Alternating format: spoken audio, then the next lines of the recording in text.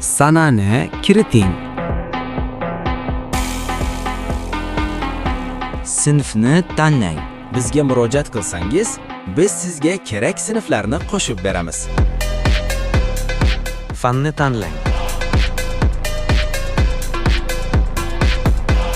Bu yerda chorakni tanlang.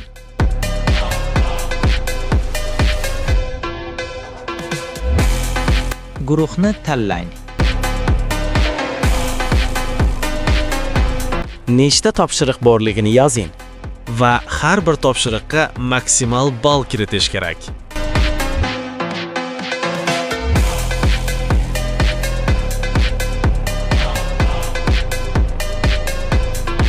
Sinf va guruhni o'zgartirganda, shunga mos o'quvchilar ro'yxati chiqadi. Kattalashtirish tugmasi orqali keraksiz narsalarsiz faqat o'quvchiga ball kiritish mumkin. Oson va tez.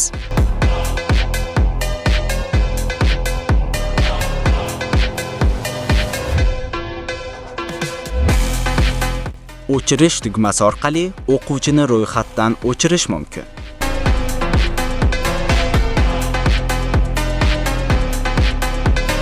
Bu tugma o'quvchiga hamma topshiriqqa maksimal ball qo'yib beradi.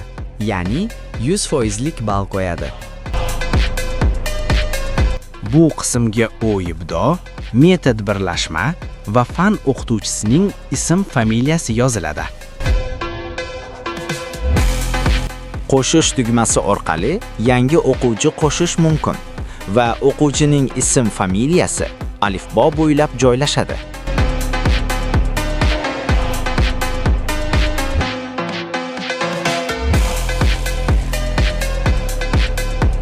Yuklab olish tugmasi bosilsa, Excel faylni yuklab olish mumkin.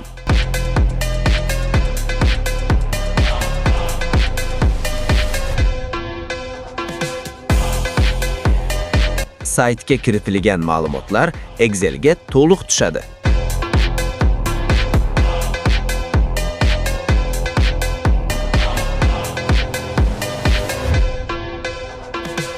Print qilmoqchi bo'lsangiz ham to'liq bitta qog'oz bo'ladi.